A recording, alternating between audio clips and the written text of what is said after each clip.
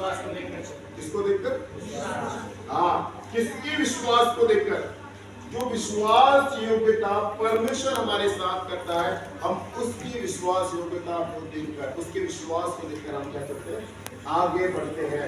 दूसरा कुरिन्थियों उसका 5:7 इस प्रकार कहता है ना। और सबसे पहली बात, हम उसकी विश्वास योग्यता को अपने जीवन में कैसे देखते हैं? कैसे?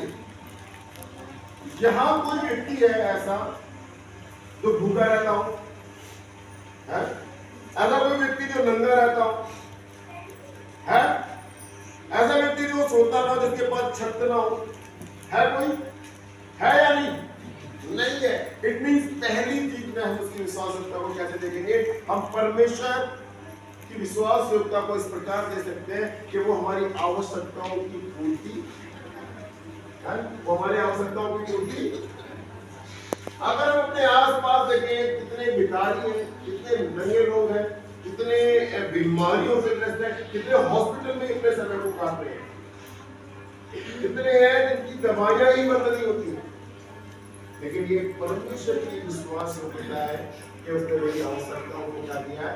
पूरा किया। हालेलुया। हम कैसे परमेश्वर की विश्वास योग्यता को अपने जीवन में दे सकते हैं कि वो हमारी जरूरतों को, हमारी आवश्यकताओं को क्या करता है? पूरा करता है। बहुत सारे लोग हैं जो कमाते हैं लेकिन उसके बाद भी वो क्या भूखे रह जाते हैं। बहुत सारे लोग हैं जो बहुत कुछ करते हैं लेकिन फिर भी उनके पास तन ढकने के लिए कपड़ा नहीं है। बहुत सारे लोग ऐसे हैं जो दूसरों के मकान बनाते रहते हैं, दूसरों के लिए काम कर पाते हैं, लेकिन कई बार अपने मकान में आके आराम नहीं कर पाते। लेकिन परमेश्वर की विश्वास योग्यता है कि वो प्रभु हमें चैन की नींद देता है, हमें घर देता है, हमें हमारी जरूरतों को पूरा करता है, हमें रोटी और सब्जी खाने को देता है।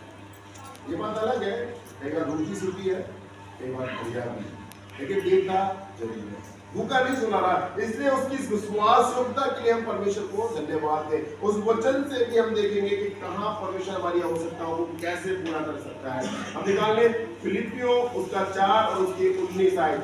वो कहता है, मेरा परमेश्वर भी अपने उस धन के अनुसार जो महिमा सहित मसीह यीशु में है, तुम्हारी हर एक घटी को पूरी करेगा।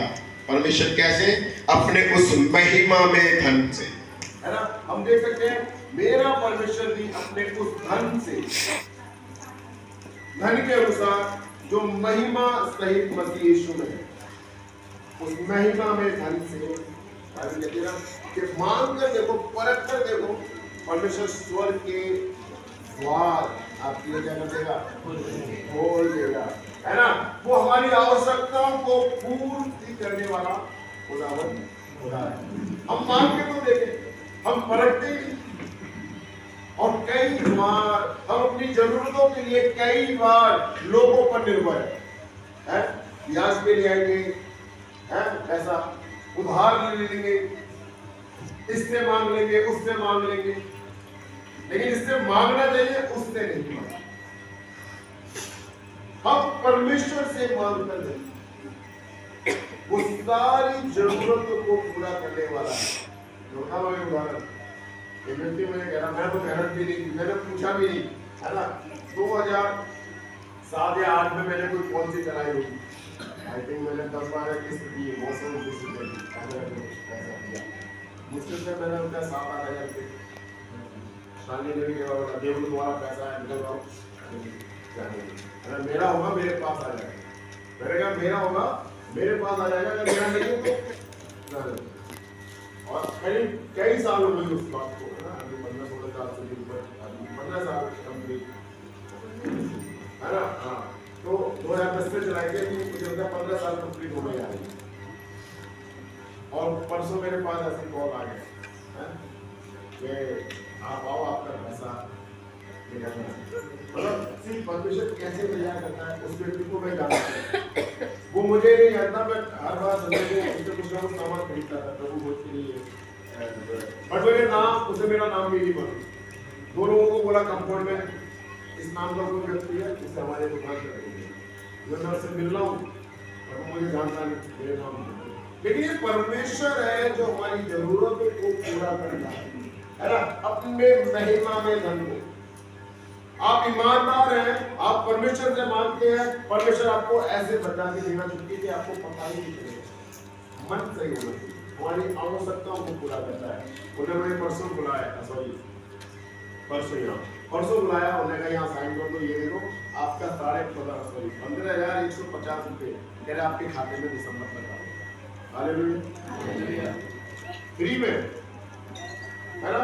जिसको मैंने कभी सोचा नहीं कि पैसा मुझे मिलेगा या इस पैसे से मतलब कभी मेरे दिमाग तक भी नहीं आया कि मेरा कोई पैसा इस तरह का फंसा होगा। लेकिन बाइबल कहती है कि वो आपकी जरूरतों को क्या करता है, पूरा करता है। वो परमेश्वर ऐसा है ना।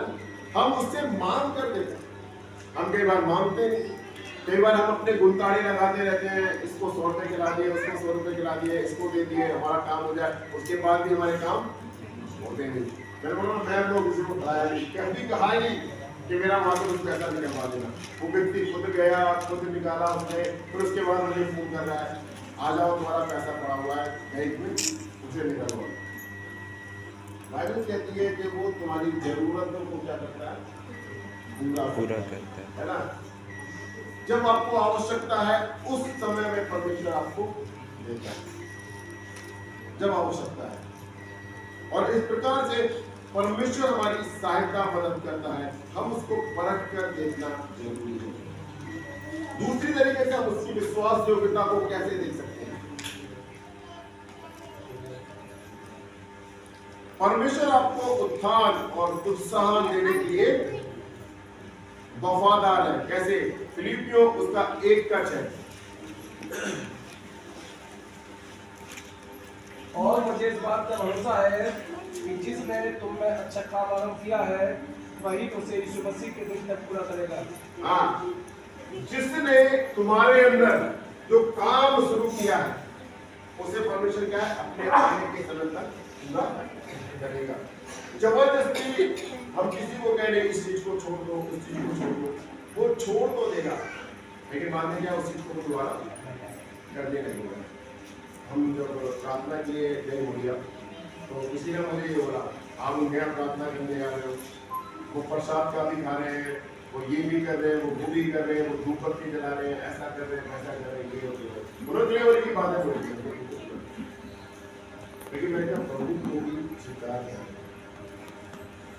अगर मैं उनको बोल रहा हूँ ये धागे बोलो, ये बोलो, वो क्या करेंगे, कर देंगे वो काम। सब छोटे से कहते ना मरता क्या नहीं करता, तो उन्हें पता दुख है तो जो पास्टर बोले हम करेंगे, है ना।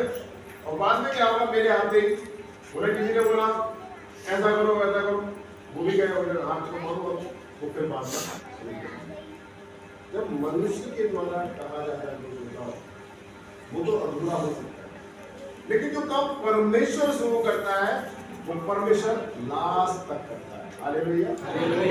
जो काम परमेश्वर ने तुम में शुरू किया है वो उसको अपने आने के समय तक क्या करेगा, पूरा भी करेगा। हम मौका दे कि कब परमेश्वर मेरे जीवन में काम करना शुरू करे। लोगों के कहने के अनुसार नहीं, है ना। हम लोगों के अनुसार जब करते हैं ना तो हम उस समय के लिए कर पाते हैं, यदि हम उसकी वफादारी को देख नहीं पाते।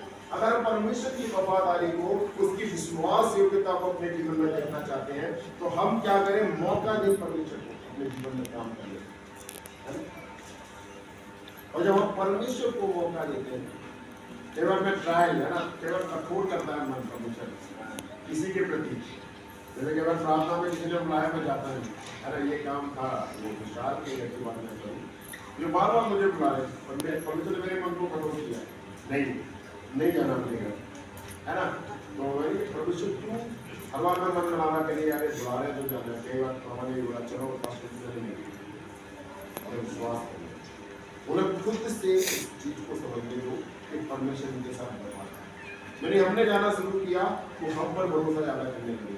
हमारा पास्टर अच्छा है, हमारा पास्टर बिल्कुल ईश्वर है, आते ही सब बदल जाएंगे। धरने वाला वो परमेश्वर है ना, वफादार परमेश्वर है, विश्वास योग्य परमेश्वर है। हम उसकी विश्वास योग्यता को देखना जरूरी है। क्या वहाँ पर ट्रायल है, कई सारी समस्या है, आप समझ जाइए कि परमेश्वर आपके साथ वफादारी करना चाहता है। मैं नहीं गया, लेकिन उन्होंने विश्वास किया है परमेश्वर पर, उसकी वफादारी को देखा, प्रभु उनको चंगा करने लगा, कि प्रभु में और मजबूत होते। आज देखिए हम उससे अच्छा कितना बढ़िया लगे, कितना अच्छा कितना समस्या भी आते हैं। इवन जिन गाँव में बहुत पहले से प्रार्थना शुरू, बुरा मत माना हुआ हो, चीज़ों को ना चैलेंज दिया करो। कितने गाँव में कब से प्रार्थना शुरू हुई, आप लोगों ने ना लेडीज मीटिंग शुरू की, ना रोज की संगीत शुरू की, इन लोगों ने हमें देखकर शुरू कर दिया। ये है ना, मतलब जो काम परमेश्वर शुरू करता है उसको परमेश्वर लास्ट तक। अब कोई काम पास्टर करवाता ना, शुरू करा था, इतना नहीं होता। अब जो आपने बीड़ा उठाया कि नहीं हम इस काम को करते रहेंगे, आप जिंदगी भर करेंगे। आने वाले समय में आपकी पीढ़ियां करेंगी, आपके बच्चे करेंगे, जो विश्वास में लोग आएंगे वो करेंगे, क्योंकि आपने परमेश्वर की वफादारी को अपने जीवन में देखा है, आपने उसकी विश्वास योग्यता को अपने जीवन में देखा है। तो जो काम परमेश्वर आप में शुरू करेगा वो उसे अपने अंत के समय तक पूरा भी करेगा। ये है कि हम उसके उत्थान में, उसके प्रोत्साहन में को हम अपने जीवन में देख सकते हैं कितना हमारे जीवन में वफादार है ना, उसकी वफादारी, उसकी विश्वास योग्यता हम देख सकते हैं। आई थिंक मैं ऐसा सोचता हूँ और आई थिंक मैं श्योर भी है ना, जो नए आए हैं उनको हटाकर जो काफी समय से हमारे साथ चर्च में जुड़े हुए हैं, उनमें उनके परिवारों में से कोई कोरोना से नहीं मरा है कोई कोरोना से, एक भी तरह से पुराने विश्वास है जो 2020-19 में हमारे चर्च में आते थे, एक भी व्यक्ति कोरोना से नहीं मरा। ये किसकी वफादारी है? वही तो हमारे साथ विश्वास से उतरा। इवन कोरोना में हमारे पड़ोस में से कोई मरा, इधर से कोई मरा, हमारे जानने वाले मरे, हमारे रिश्तेदार खत्म हुए, लेकिन हम सही नहीं है। हमारे पास तो इतना बचाव भी नहीं है ना, हमने भी सुरक्षा भी नहीं। मैंने जब बोला अपने चर्च के लोगों से आप आओ प्रार्थना में, बेचारे को वोटों से करके आ रहे हैं, अरे बोले डर तो अंदर है, हम मास्क नहीं पहने, हम चिपक के जा रहे हैं, मर ना जाए। मैंने कहा जो पास्टर ने बुलाया चल रहे हैं, कोई बात नहीं है ना, नहीं गए तो और लोग मरना तो है ही, क्या पता घर नहीं मरते, चलो चर्च में मरेंगे है ना। और वो लोग आते हैं, उन्हें कोरोना छूटे नहीं गए। कहने का मतलब क्या है, जब हम परमेश्वर के साथ विश्वास होते हैं तब परमेश्वर दुगना हमारे साथ विश्वास होते। कोरोना में उसने हमें सी इतनी बड़ी है ना, पूरा उदाहरण है। हम रोज सुन रहे आज इतने मर गए है ना, कई बार हमने सुना हमारे बगल वाला मर गया, कई बार हमने सुना हो रहा है उस रिश्तेदारी में वो खत्म हो गया। हम रोज सुन रहे हैं और भयंकर चीजें हो रही थी उस समय है, किसी को कोई लाइफ सिक्योरिटी नहीं थी, लेकिन मैं और आप उस समय आनंद कर रहे थे। मैं तो बहुत आनंद कर रहा था क्योंकि हमें उस समय बहुत अच्छा खाने को दिया जा रहा था। हम एटा में थे रोज है ना, कई बार 5 किलो मीट, कई बार और हम बड़े बड़े चीजें बनाकर, कई बार बड़े सारे चीजों को खा रहे थे। जो परमेश्वर कह रहा है वो आपको उत्थान और प्रोत्साहन देगा, वो आपके साथ वफादार रहेगा। हमें पता है हम मरेंगे नहीं, मुझे मालूम था मेरे परिवार को मुझे कुछ होगा ही, सब डर रहे हैं और पता नहीं आज के दिन आप ही होगा, लेकिन हमें पता है हमारा आज का दिन आप ही होगा, क्योंकि हम जानते हैं कि हमारा जो विश्वास है परमेश्वर है वो हमें ऐसे ही नहीं बनने देगा, वो हमें किसी बीमारी से या किसी इस तरह की पीड़ा से खत्म होने नहीं देगा। वो विश्वास योग्य परमेश्वर है, इसलिए आज हम उसमें क्या सुरक्षित पाए जाते हैं। बहुत सारे पास्टर भी खत्म हो गए, पता है, चर्च बंद हो गई, चर्च नहीं खोलना है, बीमारी लगी, फिर विश्वासी आएंगे, छू गए, फिर मर गए। पास्टर को विश्वास ही नहीं कि वो ऐसे परमेश्वर को मानने वाला है जो कोरोना में भी कंट्रोल कर सकता है। पास्टर क्या सोच रहा है, नहीं मैंने सबको बुलाया, नहीं कहीं ना खत्म हो गया। उन दिनों मेरा जॉय बहुत छोटा था, 1 साल का हुआ था, हमने उसका बर्थडे ही मनाया था, पहला बर्थडे मनाया था मार्च में, और उसके तुरंत बाद कोरोना शुरू हो गया है ना।